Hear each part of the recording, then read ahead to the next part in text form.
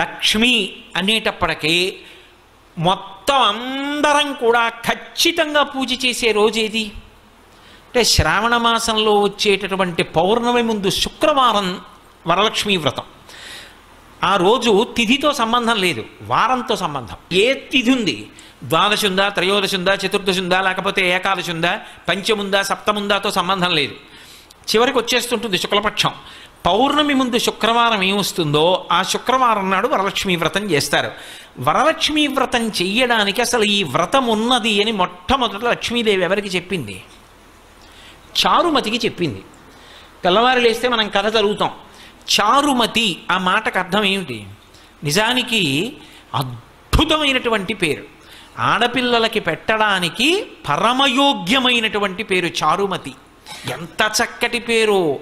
చారు అంటే సత్, మంచి అని, చాలా చక్కటి ఆలోచన కలిగినది, విశాల బుద్ధి కలిగినది. మతి బుద్ధి, మంచి బుద్ధి కలిగిన పిల్ల, దానికి అర్థం చారుమతి. చారుమతి నిద్రపోతుంది. నిద్రపోతున్నటువంటి చారుమతి కలలోకి వచ్చింది లక్ష్మీదేవి. వచ్చి కల్పం చెప్పింది, ఇలా చెయ్యి పూజమ్మా, నా పూజ నిన్ను అనుగ్రహిస్తానమ్మా అంది. ఎందుకు చెప్పింది అంటే వ్యాసుల వారు పురాణంలో కొన్ని విషయాలు చెప్పారు. చారుమతినే ఆవిడ ఎందుకు ఎంచుకుంది అంటే ఆవిడ పతివ్రత, మహాపతివ్రత. మహాపతివ్రత అంటే ఎప్పుడు భర్తని అనుగమిస్తుంది. ఏ పని చేసినా భర్త సంతోషిస్తాడా సంతోషించడా అది ఆలోచిస్తూ ఉంటుంది. ఆమెకి ఆ పతి శుశ్రూష యందు రత అంటే అంతకన్నా సంతోషం ఆవిడికి ఇంకొకటి లేదు. ఇంటి ఇల్లాలుగా 10 మందికి అన్నం పెట్టడంలో, 10 మందిని ఆదరించడంలో, ఆ ఇంటి యజమానికి కీర్తి తేవడంలో, ఆ ఇంటికి లక్ష్మీ కటాక్షం కల్పించడంలో ఒక ఇంటి ఇల్లాలికున్నటువంటి ప్రాముఖ్యత నిజానికి పురుషునికి లేదు. నేను పరమ సత్యం చెప్తున్నాను మీతో. పురుషుడిదా ఐశ్వర్యం, ఇంటి ఇల్లాలిదా అంటే ఐశ్వర్యము ఇల్లాలిదే. తెలిసి తెలియక అమాయకత్వంతో ఏదో తక్కువ అనుకుని మాట్లాడేస్తూ ఉంటారు. అసలు నిజానికి వాళ్ళకి వేసినంత పెద్దపీట పురుషుడికి శాస్త్రం వెయ్యలేదు. ఎందుచేత అంటే నా ఇంటికి ఒక అతిథి వచ్చాడు అనుకోండి, నా ఇంటికి అతిథి వస్తే ఆ అతిథి కడుపు నిండా అన్నం తిని వెళ్ళాడన్న తృప్తి నాకు దేని చేత కలుగుతుంది? నా పత్ని సంతోషంగా అన్నం వండి 4 పదార్థాలు చేసి వచ్చిన వాళ్ళకి కొసరి వడ్డించి కడుపు నిండా పెడితే ఆయన 4 మాటలు త్రేయించాడు అనుకోండి, ఆ త్రేణుపులు ఉన్నాయా అని వింటూ ఉంటాట పూజామందిరంలోంచి ఈశ్వరుడు.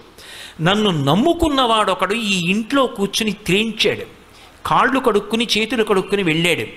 ఆయన త్రేణుపు వినపడింది, దాన్ని లెక్కలోకి తీసుకుంటాట ఐశ్వర్యాన్ని నిలబెట్టడానికి. మనం తినడం కాదు, ఇంటికి వచ్చిన అతిథి త్రేయించి వెళ్ళాడా? మీరు చెప్పండి, అది నా చేతిలో ఉందా, నా భార్య చేతిలో ఉందా? నేను ఇన్ని ఉపన్యాసాలు చెప్పచ్చు. ఇంటికి వచ్చిన అతిథికి అన్నం, అయ్యా కూర్చోండి అన్నం వండుతానన్నాను అనుకోండి, ఆయన ఏమంటాడు? అయ్యో ఎందుకంటే ఏం పర్వాలేదు, నాకు వీళ్ళు కూడా తెలిసిన వాళ్ళు ఉన్నారు, తప్పకుండా రమ్మని నిగ్రహించారు, ఇంకొక మాట వస్తానులేండి అంటాడు. ఎందుకని? ఆవిడేమో కోపంగా అటు ఇటు తిరుగుతోంది అనుకోండి, రోజు ఎవడో వస్తాడు, ఏమిటి పిచ్చి కూడా అని. ఆయన వండుతానన్నాడు అనుకోండి, ఆ ఇంటి అతిథి అన్నం ఎందుకు తింటాడు? అదే అన్నయ్య గారు మీరు వెళ్ళడానికి వీలు లేదు, మీరు రావడం మా అదృష్టం, మీరు ఇవాళ చెల్లి చేతి భోజనం తిని వెళ్ళవలసిందే, అనుబంధం కూడా కలిపి నేను పెడతాను మీరు తినవలసిందే అని పరమోత్సాహంతో వండుతోందనుకోండి, వచ్చినవాడు కాళ్ళు కడుక్కుని చేతులు కడుక్కుని అనుష్ఠానం చేసుకుని వచ్చి ఆ భోజనానికి కూర్చుని సంతోషంగా తింటాడు. ఇప్పుడు నా ఇంట ఒక అతిథి అన్నం తినడం ఎవరి మీద ఆధారపడింది? ఆమె మీద ఆధారపడింది. అంతవరకు ఎందుకు? నా మేనల్లుడు, నా అన్నదమ్ముల బిడ్డలో వచ్చారనుకోండి, వస్తే వాళ్ళకి ఇంత పట్టెడు అన్నం పెట్టాలి, వాళ్ళ కడుపు నిండా తిని వెళ్ళాలి, పెదనాన్న ఇంటికి వచ్చామని, మామయ్య ఇంటికి వచ్చామని. ఎవరి చేతిలో ఉంది? నా చెల్లెలు ఇంటికి వచ్చింది, అది సంతోషంగా పసుపు కుంకం ఓ పట్టుచీర పుచ్చుకుని వెళ్ళాలంటే ఎవరి చేతిలో ఉంది? నా చేతిలో లేదు. ఆ వచ్చిన దానికి ఏమండి మీ తోడ పుట్టింది, ఆ అమ్మాయి సంతోషిస్తే మన ఇల్లంతా సంతోషించినట్టే. శోభన దేవత అండి మన ఇంటికి. ఇంటికి అక్క చెల్లెలు వచ్చింది అంటే పసుపు కుంకం పెట్టకుండా పంపకూడదు. అంతకన్నా అదృష్టం ఏమిటి? మా అన్నయ్య ఇచ్చాడని కట్టుకుంటుంది, పెట్టండి ఇంకో మాట కొనుక్కుంటాను, ఈ పట్టుచీర పెట్టేస్తానని పెట్టింది అనుకోండి, 70 ఏళ్ళు బతికేవాడు 80 ఏళ్ళు బతుకుతాడు పురుషుడు. నిజానికి ఎవరిది వైభవం అంటే ఇల్లాలిదే వైభవం. ఆవిడ లేకపోతే యజ్ఞం చేస్తాడా, యాగం చేస్తాడా, కడుపున పుట్టిన కూతుర్ని కన్యాదానం చేస్తాడా, ఎడంభుజం మీద ఉత్తరీయం వేసుకుంటాడా? ఆవిడ ఉంటేనే అవన్నీ. ఆవిడ లేకపోతే ఏ పుణ్యకార్యం చేయలేడు. ఇక్కడ సుఖం లేదు, ఊర్ధ్వలోకాలకు వెళ్ళడానికి పుణ్యం లేదు. అన్నీ ఆమె చేతిలోనే ఉన్నాయి. అందుకే గృహలక్ష్మి గృహే గృహే. అసలు ఇంటికి లక్ష్మీదేవి ఎవరు అంటే ఇల్లాలే లక్ష్మి. అందుకే పీటల మీదకి వెళ్ళినప్పుడు పెళ్లి కొడుకు నడిచి వెళ్ళిపోతాడు, పెళ్లి కూతురు నడిచి రాదు, పద్మంలో కూర్చోబెట్టి తీసుకొస్తారు. ఎందుకంటే ఆయన లక్ష్మి, ఆమె నడిచి రాకూడదు. మేనమామలు ఎత్తి తీసుకొస్తారు. అంత సుసంపన్నమైనటువంటి ధర్మం మంది. అటువంటి లక్షణములు కలిగినది చారుమతి కాబట్టి చారుమతికి లక్ష్మీదేవి కలలో కనపడింది. అమ్మా, నువ్వు పతి శుశ్రూష చేయడంలో రమించిపోయేటటువంటి లక్షణం ఉన్నదానివి. పైగా కళావతి సావిదుషి సతతం మంజుభాషిణి చారుమతి లక్షణాలు చెప్పారు. ఆవిడ కళావతి, కళలో ప్రవేశం ఉంది. భర్తగారు పూజ చేసుకుంటున్నాడు అనుకోండి, నీరాజనం గంట వినిపించింది అనుకోండి, ఆవిడ వచ్చి కూర్చుంటుంది. గీతం శ్రావయామి అన్నాడు అనుకోండి, ఆయన చక్కగా ఆవిడ అక్కడ కూర్చుని ఓ కీర్తన పాడుతుంది. ఆవిడ కీర్తన పాడుతుంటే ఆయన అలా కూర్చుని అప్పటి వరకు పూజ చేసి ఉన్నాడు కదూ, కంజదలాయతాక్షి కామాక్షి అని పాడుతోంది అనుకోండి, ఆయన కళ్ళు మూసుకుని ఆ పాట వింటూ అప్పటి వరకు పూజ చేసి చేసి చేసి చేసి ఆర్ద్రతతో ఉన్నాడేమో. ఆ అమ్మవారు కుంజరగమని అంటే కామాక్షి శుక్రవార మంటపంలో అమ్మవారు నడిచి వెడుతుంటే కాళ్ళకి పెట్టుకున్న గజ్జెల చప్పుడు ఇక్కడ వింటూ మురిసిపోతాడు. ఇప్పుడు కళావతి ఆవిడకు ఒక పాట వచ్చు, పాడింది. ఆవిడికి వీణ వాయించడం వచ్చు, ఇవాళ పాట పాడింది. రేపు వాద్యం ఘోషయామి, కాసేపు వీణ వాయిస్తుంది. ఆయన పూజలో పక్కనే అనుగమిస్తుంది. అనుగమించి ఆయనకి ఏం కావాలో ఆయన అడగక్కర్లేదు, అలా అందిస్తుంది. ఇద్దరూ కలిసి తరించిపోతారు. అందుకు చిటికిన వేలు పట్టుకుని నడిచారు ఇద్దరు. అది జీవితంలో ఒక్కరోజు అలా అనుభవించింది లేదనుకోండి, ఏమి దాంపత్యం అని అలా దాంపత్యం. ఒక్కరోజు అలా కూర్చుని పూజ చెయ్యలేదు, అలా ఆయన అడగలేదు, ఆవిడ ఇవ్వలేదు. ఎందుకు ఇంకా అది, దానిలో ఏమి సంతోషం ఉంది అసలు? కాబట్టి కళావతి సావిదుషి, ఆమె మంచి ఆలోచన చెప్తుంది. పక్షపాత బుద్ధి లేదు, మా వాళ్ళు మీ వాళ్ళు అన్న బుద్ధితో ఉండదు. మంచి బుద్ధితో ఆలోచిస్తుంది. ఇవి చేస్తే మా ఆయన కీర్తి నిలబడుతుంది, ఆయన వృద్ధిలోకి వస్తారు, ఆయన ఆయువు నిలబడుతుంది. కాబట్టి నేను ఆయనకి ఈ సలహా చెప్పాలి. మంచి ఆలోచనలు చెప్తుంది. సావిదుషి సతతం మంజుభాషిణి. ఆమె ఏది మాట్లాడినా కర్కశంగా ఉండదు, పరమ మృదువుగా చిరునవ్వులు నవ్వుతూ చక్కగా మాట్లాడుతుంది. అందుకే అసలు ఒక ఇంటి లక్ష్మిదే ఏ కారణం చేత నిలబడుతుందో తెలుసా? నేను చెప్పట్లేదు ఈ మాట, మహాభారతంలో చెప్పిన మాట చెప్తున్నా. లక్ష్మీదేవి ఏ ఇంట స్థిర నివాసం ఉంటుంది అంటే, ఏ భార్య భర్త కీచులు ఆడుకోరో, అస్తమానం నింద చేసుకోరో. ఆయనకేం తెలుసండి, మా పుట్టింట్లో బోల్డన్ని పూజలు, కానీ ఆయనకేం తెలుసు, నన్ను చూసి నేను మా అత్తారింటికి వచ్చిన తర్వాత నమస్కారం పెట్టాలని నేర్చుకున్నారు అందనుకోండి. ఎందుకు ఆ పూజలన్నీ? ఈశ్వర స్వరూపుడైన భర్తను నింద చేసేదానికి. లక్ష్మీదేవి పూజ చేసి బయటికి వచ్చి భార్యని నింద చేశాడనుకోండి, ఎందుకు ఆ పూజ? నీ ఇంటి లక్ష్మి ఆవిడ సంతోషపడడానికి నువ్వు చేసిన లక్ష్మీ పూజ ఎవరికి పనికి వస్తుంది? వాళ్ళిద్దరూ ఉల్లాసంగా ఉన్నారనుకోండి, సంతోషంగా ఉన్నారనుకోండి, అంతకు మించిన లక్ష్మి ఇంకొకటి లేదు. అందుకే విశ్వనాథ సత్యనారాయణ గారి 1000 పడగ నవల్లో ఒక మరచెంబును అడ్డుపెట్టి దాంపత్యాన్ని చూపించారు. ఎంత ఉన్నది అని కాదు, ఆ ఉన్న రోజులు సంతోషం, ఆ లేని రోజులు మధురమైనటువంటి అనుభూతి. ఆ లేని రోజులు కూడా దాంపత్యంలో మధురమైన చిగురుటాకులు, అవి ఇప్పుడు పండిపోయి పచ్చగా అయిపోయి రాలిపోయి ఇప్పుడు పెద్ద వటవృక్షమై నిలబడ్డారు ఇద్దరు. ఆ చెట్టు కింద ఎందరో బాటసారులు సేద తీరుతున్నారు. కానీ వాళ్ళు అలా వృద్ధిలోకి రావడానికి కారణం వాళ్ళిద్దరి మధ్య ఉన్న అన్యోన్యత, ఆ సంతోషం, ఆ ప్రేమ, ఒకరి మీద ఒకరికి ఉన్నటువంటి ఆ నిండుతనం, దాని చేత లక్ష్మీదేవి నిలబడుతుంది తప్ప అసలు భార్యాభర్తలు ఇద్దరూ అస్తమానం దెబ్బలాడుకునే చోట లక్ష్మీదేవి నిలబడదు. కాబట్టి మంజుభాషిణి, ఒక్కొక్కసారి తిరస్కరించవలసి రావచ్చు, ఇది కుదరదు చెయ్యలేను అని చెప్పవలసి రావచ్చు, ఇది చెయ్యకండి అని చెప్పవలసి రావచ్చు. కానీ అది చెప్పడంలో ఒక అందం ఉంటుంది. అది ఆ సరళంగా మాట్లాడినటువంటి తీరు ఆకర్షిస్తుంది. మీరు ఏదో ఒక విషయం చెప్పాలనుకున్నారనుకోండి, అయ్యా మీరు చెప్పిన ప్రవచనం విని నాకు లక్ష్మీ కటాక్షం గురించి ఒక్క ఆలోచన వచ్చింది, మీతో పంచుకోవచ్చా అని అడిగారు అనుకోండి. అయ్యో ఏమిటి చెప్పండి అంటాను. మీరు చెప్పిన కన్నా ఇలా కూడా చెప్పచ్చు అనిపించింది అన్నారనుకోండి, నేను ఇప్పుడు పనిలో ఉన్నాను, మీరు తర్వాత మాట్లాడతారు కానీ అంటారు. మాట్లాడడంలో తేడా. మాట చేత దగ్గరికి చేరాలా, మాట చేత దూరంగా పోవాలా అన్నది నిర్ణయింపబడుతుంది. అందుకే ఆ మాట కూడా ఏమిటి అంటే లక్ష్మి. నీకు కటాక్షం ఎందుకు వచ్చింది? ఒకరికి దగ్గరయ్యావంటే మాట తీరు, ఒకరికి దూరంగా పోయావంటే మాట తీరు. కాబట్టి మంజువాదిని, ఆ మాట మాట్లాడడంలో ఆ మంజులంగా మాట్లాడడం అనేటటువంటి లక్షణం ప్రత్యేకించి గృహిణికి ఎందుకు చెప్పారు అంటే, ఆటు పోటు షాక్ అబ్జార్బర్లు కార్లకే ఎందుకండి అంటే, అదే రహదారి మీద ఎడుతుంది, గోతుల్లో పడుతుంది కాబట్టి. ఇంట్లో తెల్లవారి లేస్తే ఎన్ని విషయాలో చక్కబెట్టేది ఎవరు అంటే ఇల్లాలు. అందుకని ఆమెకి సహనము చాలా ఎక్కువ అవసరం అవుతుందని అంత ఇబ్బందిలో కూడా అలా మాట్లాడగలగడం ఆవిడ గొప్పతనం. మంజుభాషిణి, ఆవిడ పేరు చెప్తే ఆమెని కన్న తల్లిదండ్రులు, ఆమె అత్తగారు మామగారు కూడా మురిసిపోతారట. అందుకే అటువంటి ఆవిడ్ని ఎంచుకుంది తప్ప ఎన్ని లక్ష బిల్వార్చనలు చేసింది, ఎన్ని బంగారు పువ్వులు చేయించింది, లేకపోతే ఇతరత్రా పనులు ఏం చేసింది, ఇవేవీ లక్ష్మీదేవి చూడలేదు అని మీరు గుర్తుపెట్టుకోవాలి. చారుమతి వృత్తాంతం చదివితే. అంటే లక్ష్మీ కటాక్షమునకు హేతువేది అంటే ఎవరు ఇంటి లక్ష్మియో అక్కడ ప్రారంభం. ఇప్పుడు ఆవిడ వరలక్ష్మీ వ్రతం ఇలా చెయ్యమ్మా అని చెప్పింది. వరలక్ష్మీ వ్రతం ఇలా చెయ్యమ్మా అని చెప్తే చారుమతి ఏం చేయాలి? భర్తను లోపలికి పిలిచి, ఏమండో రాత్రి లక్ష్మీదేవి కల్లోకి వచ్చింది, మన ఇంటికి వస్తానంటోంది, వ్రతం చేయమని చెప్పింది, ఈ సంబారాలు పట్టరండి, ఎవరన్నా అడిగితే చెప్పకండి, ఎందుకోను ఏదో పని ఉంది మా ఆవిడ ఏదో చేసుకుంటుంటని చెప్పి తెచ్చేసేయండి, అందరికీ తెలిసిపోతే వాళ్ళకు కూడా లక్ష్మీ కటాక్షం వస్తుంది అనుకోండి. అందనుకోండి ఆవిడ చారుమతి కాదు, మహాస్వార్థపరురాలు. మీరు చారుమతి వృత్తాంతం వరలక్ష్మీ వ్రతం కథ చదివినప్పుడు మీకు ఒకటి కనిపిస్తుంది. చారుమతికి లక్ష్మీదేవి కనపడి చెప్తే చారుమతి చేసిందా, చారుమతి ఇతర ఇల్లాళ్లతో కలిసి చేసిందా? అందరితో కలిసి చేసింది ప్రదక్షిణం, అందరికీ ఆమె ఆభరణాలు. అంటే తనకే ఉండాలన్న లక్షణమా, అందరికీ ఉండాలన్న లక్షణమా? ఆ సద్బుద్ధి మొదటి లక్ష్మి. అది ప్రసాదము. ఈ ప్రసాదమునకు హేతువు పాత్రత. ఈ పాత్రతగా చెప్పడమే వరలక్ష్మీ వ్రతం యొక్క కథ. అంతేగాని కథ గడగడగడగడగడ చదివేసి ఎంత నగ చేయించాం, ఎన్ని తులాలు తెచ్చాం, దానికి ఎక్కువ ప్రాధాన్యత ఇస్తే లక్ష్మీ కటాక్షం ఉంటుంది అని నేను చెప్పడం సాహసమేమో.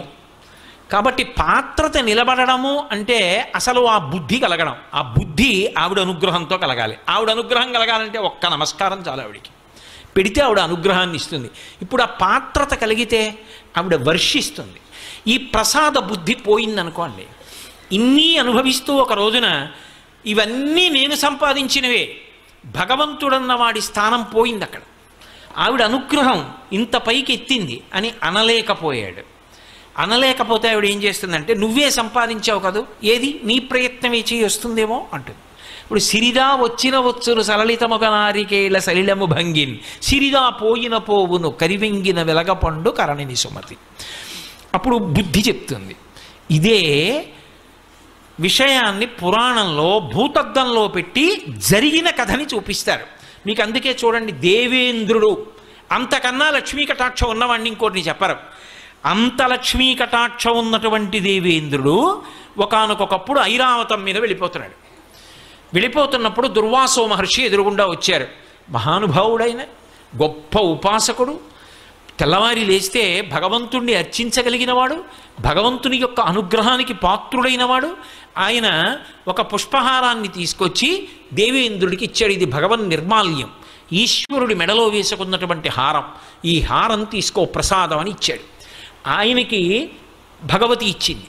ఆ హారాన్ని ఇంద్రుడికి ఇచ్చాడు. ఎందుకు ఇచ్చాడు అంటే, అది ఇంద్రుడు తీసుకుని కళ్ళకద్దుకొని ఒకసారి తల మీద పెట్టుకుని పక్కన పెడితే ఆ అనుగ్రహం ఆయన యందు ప్రవేశించి ఆ ప్రసాద బుద్ధి చేత ఆయన బాగా నిలబడితే దేవతలు రక్షింపబడితే లోకాలు రక్షింపబడతాయని దుర్వాసో మహర్షి ఆలోచన, సద్బుద్ధితో ఇచ్చాడు. ఇదే సత్యనారాయణ వ్రతకథ. ప్రసాదము అనుగ్రహము. అనుగ్రహం అక్కర్లేదండి, భర్త దొరకలేదు. అనుగ్రహం కావాలంది, ప్రసాదం పుచ్చుకుంది, భర్త కనబడ్డాడు. ప్రసాదము అన్న మాటకు అర్థం ఏమిటంటే కేవలం అది ఇందులో యాలక్కాయలు ఎక్కువేశారా, శనగపిండి ఎక్కువేశారా, పూర్వం తిరుపతి ప్రసాదంలో ఉన్నన్ని జీడిపప్పులు ఇప్పుడు ఉండట్లేదండి, దానికోసం ఆ తిరుపతి వెళ్ళావు. జీడిపప్పుల కోసం, యాలక్కాయల కోసం, దాంట్లో ఉన్న తూకం కోసం, అందులో ఇన్నిపటికి బెల్లం ముక్కలు ఉన్నాయి, దానికోసం ఆ తిరుపతి వెళ్ళేది. అది ప్రసాదం, అది ఈశ్వరానుగ్రహం. జీడిపప్పుల కోసం, యాలక్కాయల కోసం, దాంట్లో ఉన్న తూకం కోసం, అందులో ఇన్నిపటికి బెల్లం ముక్కలు ఉన్నాయి, దానికోసం ఆ తిరుపతి వెళ్ళేది. అది ప్రసాదం, అది ఈశ్వరానుగ్రహం. అంతేకాని దాని మీద వ్యాసాలు రాయడానికి, దాని మీద శల్యశోధనలు చేయడానికి కాదు అది. కాబట్టి ఇప్పుడు అది అనుగ్రహం లోపలికి పుచ్చుకున్నావు, అది 6వ వంతు మనస్సుగా మారుతుంది. ఆ మనసులోంచి దరిద్రాన్ని పోగొట్టుకోవడానికి పరిష్కారం కూడా లోపల నుంచి ఆలోచనగా వస్తుంది. ఈశ్వర ప్రసాదం తింటే అందులోంచి ఆలోచన వస్తుంది, ఆ ఆలోచనే సమస్యని పరిష్కారం చేస్తుంది. మళ్ళీ శాంతి పొందావు. ఇప్పుడు దుర్వాసో మహర్షి ఇంద్రుడికి ప్రసాదం ఇచ్చాడు, భగవంతుడి మెడలో వేసిన హారం ఇచ్చాడు. ఇప్పుడు ఆ హారం వేసుకున్నాడు, మెడలో వేశారు, ఉంచుకోవాలి, లేదా చేతికి ఇచ్చారు, తీసుకుని కళ్ళకెత్తుకుని వాసన చూసి తల మీద పెట్టుకుని పక్కన పెట్టాలి, ఎవరు తొక్కని స్థానంలో దాన్ని ఉంచాలి. ఇంద్రుడు ఏం చేశాడు? అహంకారం, నేను మహేంద్రుణ్ణి, నేను ఇంతటి ఐశ్వర్యవంతుణ్ణి, అందున ఐరావతం మీద పెడుతున్నాడు. ఐరావతం మీద పెడుతున్నప్పుడు ఇటువంటి ఏనుగు ఇంకొకడికి లేడు, దీని మీద పెడుతున్నాడంటే ఇంద్రుడు పెడుతున్నాడని గుర్తు. అటువంటి నాకు పూలదండోటి పట్టుకొచ్చి ఇచ్చాడు, అది కూడా వాడిపోయింది. ఎందుకని? భగవంతుడి మెళ్ళలోంచి తీసి తెచ్చినటువంటి మాల, ఈ మాల పెద్ద విషయం ఏముంది అని తీసి ఆ ఏనుగు కుంభస్థలం మీద పడేశాడు. ఇప్పటికీ మనం చూడాలా, దేవాలయంలో భగవంతుడి మెడలో హారం తీసి వచ్చిన వాళ్ళకి ఇస్తే వాళ్ళు తీసుకెళ్ళి కారుకు కట్టుకుంటారు. ఇంద్రుడు ఏనుగు మీద బారేయడానికి ఎక్కొచ్చిన కారుకి భగవంతుడి మెడలో ఉన్న హారం కట్టుకున్న వాడికి ఏమిటి తేడా? ఒకటే. కాబట్టి ఇప్పుడు ఏమైంది? ఆ ఏనుక్కి ఏం తెలుస్తుంది? ప్రసాదం ఏనుక్కి తెలియదుగా, అది తొండం పెట్టి లాగింది పూలహారం, అది తినదది. కాబట్టి అదేం చేసింది? దానిది చాంచల్య బుద్ధి, అది కింద బారేసి కాలుతో తొక్కింది. చూశాడు దుర్వాసో మహర్షి, ప్రసాద తిరస్కారం చేశావు, నేను తెచ్చినది ఏమిటో నీకు అర్థం కాలేదు. ఏ ప్రసాదాన్ని తిరస్కరించావో దాని ఫలితం నీకు లక్ష్మీ కటాక్షం ఉండకూడదు, భ్రంశం అయిపోవాలన్నాడు. లక్ష్మి సముద్రమునందు కలిసిపోవుగాక అన్నాడు. అంతే, ఇంద్రుడి యొక్క లక్ష్మి అంతా వెళ్ళిపోయింది. ఇంద్రుడి లక్ష్మి వెళ్ళిపోయింది అనడానికి గుర్తులు చెప్పాడు ఇంద్రుడు వచ్చి గురువుగారి దగ్గర. ఆయన ఏం చెప్పాడంటే, మొదటి మాట ఏం చెప్పాడంటే, దేవతల యందు ఉత్సాహము నశించిపోయింది అన్నాడు. ఇది మీరు బాగా పట్టుకోవాలి. ఇప్పుడు సముద్రంలో లక్ష్మి వెళ్ళిపోతే ఇంద్రుడు ఏం చెప్పాడంటే, ఉత్సాహం పోయింది దేవతల్లో అన్నాడు. అసలు ఐశ్వర్యములకన్నిటికీ కూడా ప్రధానంగా ఆలంబనం ఎక్కడుంటుంది అంటే ఉత్సాహంలో ఉంటుంది. ఒకసారి వస్తుంది, ఒకసారి పోతుంది, ఒకసారి కష్టం వస్తుంది, ఒకసారి సుఖం వస్తుంది. కానీ ప్రయత్నమునందు ఊంచుకుని నిలబడగలిగిన వాడెవరో వాడు మాత్రం జీవితంలో విజయాన్ని సాధిస్తాడు. అందుకే మీరు చూడండి, ఎప్పుడూ కూడా భగవంతుడి దగ్గరికి వెళ్ళి శ్రీ సూక్తం చెప్పినప్పుడు పూర్తి చేసేటప్పుడు ఒక మాట చెప్తారు, సిద్ధలక్ష్మీర్ మోక్షలక్ష్మీర్ జయలక్ష్మీ సరస్వతి శ్రీర్లక్ష్మీర్ వరలక్ష్మీశ్చ ప్రసన్నా మమ సర్వదా అని చెప్తారు. 6 లక్ష్ముల్ని చెప్పింది వేదం. ఈ 6 ఉన్నటువంటి ఆదిలక్ష్మి నన్ను అనుగ్రహించుగాక. ఏవి ఆ 6 రూపాలు? నే చెప్పినవి కావు, శ్రీ సూక్తం వేదప్రోక్తం, వేదం చెప్పిన లక్ష్ములు. అవి మొట్టమొదటిది సిద్ధలక్ష్మి, మోక్షలక్ష్మి, జయలక్ష్మి, సరస్వతి, శ్రీర్లక్ష్మి, వరలక్ష్మీశ్చ ప్రసన్నా మమ సర్వదా. నా యందు ఎప్పుడూ అనుగ్రహమును కటాక్షించుగాక. లక్ష్మి యొక్క ఈ 6 రూపములు. ఇందులో చిట్ట చివర చెప్పబడిన లక్ష్మి వరలక్ష్మి. మీరు ఎందుకు ఈ క్రమాన్ని వాడింది వేదం? ఇలాగే ఎందుకు చెప్పాలి? శ్రీ సూక్తంలో ఈ లక్ష్ముల యొక్క స్థానాల్ని మార్చి చెప్పకూడదా? కాదు, ఇందులో పూల దండ గుదిగుచ్చినట్టు అంతర్లీనమైన రహస్యం ఒకటి ఉంది. సిద్ధలక్ష్మి, ఒక కార్యం సిద్ధించిందండి అంటాడు. అమ్మయ్యా, మొత్తానికి సిద్ధించిందండి అంటాడు. అందుకే విఘ్నేశ్వరుడు భార్యల్లో సిద్ధి బుద్ధి. సిద్ధించింది అంటే దాని అర్థం ఏమిటో తెలుసా? నేను అనుకున్నటువంటి కార్యం పూర్తయిపోయింది. నేను అనుకున్న కార్యానికి మొట్టమొదటి రూపం ఏమిటి? సంకల్పం కదా. ఇప్పుడు నేను ఇక్కడ ప్రవచనం చెయ్యాలి అనుకున్నాను, ఈ ప్రవచనం చెయ్యాలి అని నేను ఇక్కడికి బయలుదేరి వచ్చినప్పుడు మొట్టమొదట దానికి అంకురం ఏమిటి అంటే ఒక సంకల్పం. ఈ సంకల్పం చెయ్యడానికి వచ్చినప్పుడు అసలు లక్ష్మీ కటాక్షం గురించి చెప్పడానికి నీకు అర్హత ఉందా? ప్రతిబంధకాన్ని తట్టుకున్న ఉత్సాహం ఉంటే కదా నువ్వు నిలబడ్డానికి అర్హుడివి. నీకే లేని నువ్వు ఎలా పంచిపెడతావు? ఓ పరీక్ష ఉంటుంది. ఏమిటా పరీక్ష? ఒంటి నిండా ముక్కులోకి, చెవుల్లోకి, కళ్ళల్లోకి కూడా దీపపు పురుగులు వెళ్ళచ్చు. ప్రతిబంధకం దాటగలవా? దాటి మనసు నిలబెట్టగలవా? అమ్మో నేను చెప్పలేనండి అన్నావు అనుకోండి, అన్నీ బాగుంటే చెప్తావా? ఈ ఉత్సాహం లేని వాడివి నువ్వెలా చెప్తావు లక్ష్మీ కటాక్షం గురించి? కాదు, అవన్నీ ఉన్నా నాకు ఆవిడ గురించి చెప్పేటప్పుడు జ్ఞాపకానికి రావు. నాకు ఆవిడ గురించే మనసు నిలబడుతుంది. ఏమి ఉండనివ్వండి, ఎన్ని ఖర్చీనివ్వండి, నాకు ఆ చెప్పుకోవడం సంతోషం, 2 గంటలు చెప్పవలసిందే, నేను వెళ్ళను వెనక్కి అన్నాను అనుకోండి, ఆవిడ అనుగ్రహిస్తుంది, చెప్పిస్తానంటూ అని పక్కన కూర్చుని చెప్పిస్తుంది. కాబట్టి ఇప్పుడు ఉద్ధాన పతనాలు అంటే ఒక సంకల్పం మొదలై సంకల్పానికి ఆటుపోటు వస్తాయి. ఒకటి కలిసి వస్తుంది, ఒకటి ప్రతిబంధకం వస్తుంది. ఈ రెండిటి మధ్యలో నలుగుడు పడకుండా నేను సాధించి తీరుతానని తిరుగులేనటువంటి సంకల్పంతో నిలబడగలవా? ఆ నిలబడగలిగితే సంకల్పం పూర్తయిపోతుంది.